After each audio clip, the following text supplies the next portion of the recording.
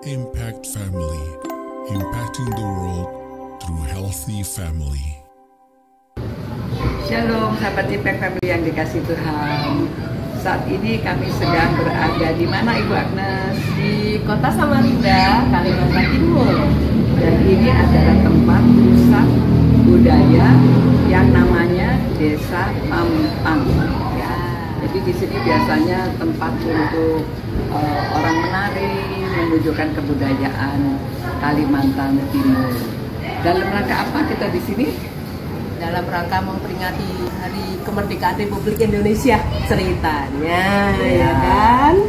Dan kita tetap melayani, merenungkan firman Tuhan, dan khususnya berkenaan dengan Hari Kemerdekaan, kita mengambil dari Galatia pasal 5 ayat 1 yang mengatakan, supaya kita sungguh-sungguh merdeka, Kristus telah memerdekakan kita.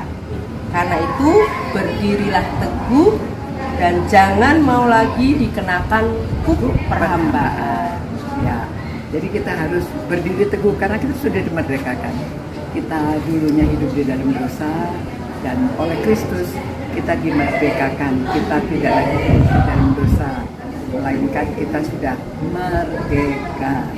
Nah, kita harus berdiri teguh. Bagaimana supaya kita bisa berdiri teguh? Sudah merdeka? Atau ingat lagunya? Sekali merdeka, tetap merdeka. Itu lagu kebangsaan ya.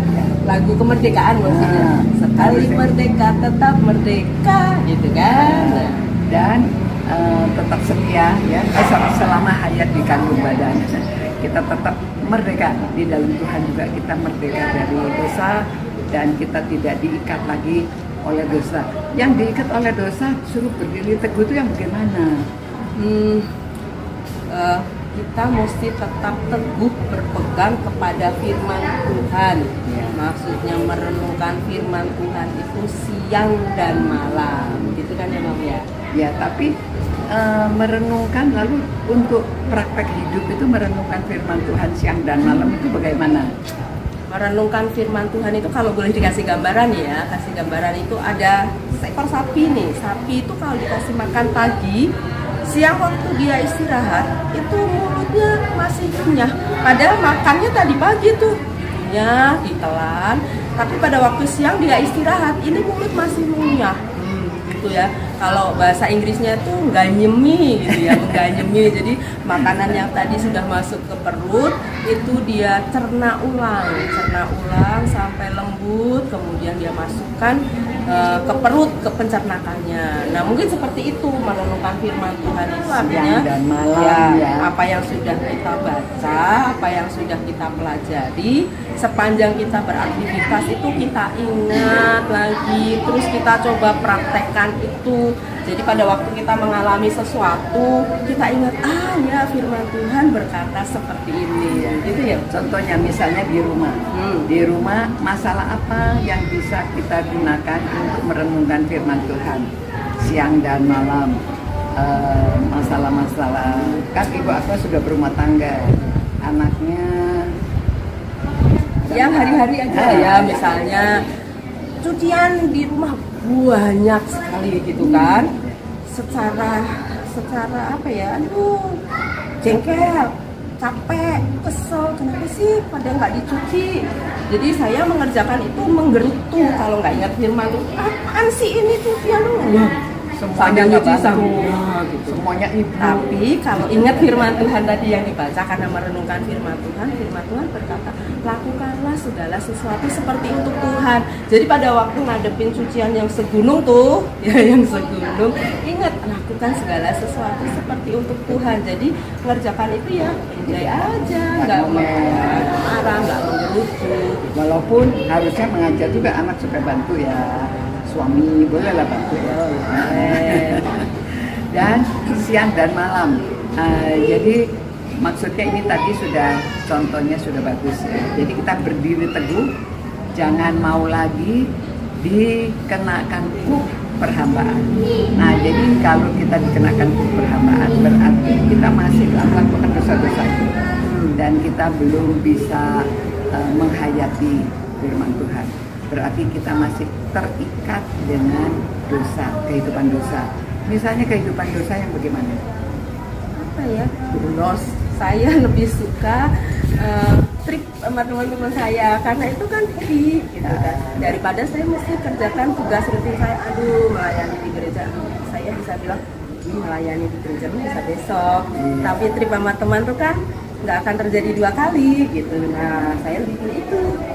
For example loh ya, contohnya Kalau misalnya hari Minggu atau hari libur ada kegiatan di gereja, ya kadang-kadang bukan itu saja ya, ada persekutuan, ada Bible study. Sepertinya kok kita ini melayani terus gitu ya. Jadi kalau kita kena perhambaan, tapi biasanya itu seperti kalau orang sudah terikat dengan pornografi, orang sudah terikat dengan narkoba, orang sudah terikat dengan minuman keras atau merokok, dan itu diikat terus. Edik ya, Sehingga nagih terus, sehingga itu sepertinya kita masih mengenakan kuk perhambaan karena kita diperhamba oleh macam-macam. Nah, jadi mungkin hari kemerdekaan ini kita harus sekali merdeka, tetap merdeka. Jangan sampai melakukan lagi, jangan sampai kita diperhamba oleh dosa lagi. Ya, nah demikian kita berterima kasih karena kemerdekaan. Bagaimana kalau kita mendoakan negara kita? Ya, nah, silakan Ibu Agnes doakan negara dan bangsa kita ya. Yuk, Mari kita berdoa. Bapak, terima kasih karena kesempatan siang hari ini kami boleh bersama-sama mengingat bangsa dan negara kami yang pada hari ini sedang merayakan kemerdekaannya. Kami bersyukur karena Tuhan memberikan kemerdekaan buat negara kami, yang artinya negara kami bebas dari penjajahan. Dan kami juga bersyukur karena kami sebagai orang yang percaya kepada Tuhan bebas dari kuk perhambaan dosa, sehingga kami boleh hidup seturut dengan firman Tuhan. Biarlah kiranya Tuhan terus menjagai hati kami, perilaku kami, tingkah laku kami, supaya terus ada di dalam jalurnya Tuhan, sehingga kemerdekaan yang kami peroleh karena pengorbanan Kristus boleh kami lakukan dengan penuh tanggung jawab. Terima kasih Tuhan, di dalam nama Tuhan Yesus kami berdoa. Amin. Amin. Nah, demikian saudara saya harap kita berpegang teguh akan kemerdekaan yang sudah kita peroleh. Sampai jumpa pula. Ciao. Impact Family, impacting the world through healthy family.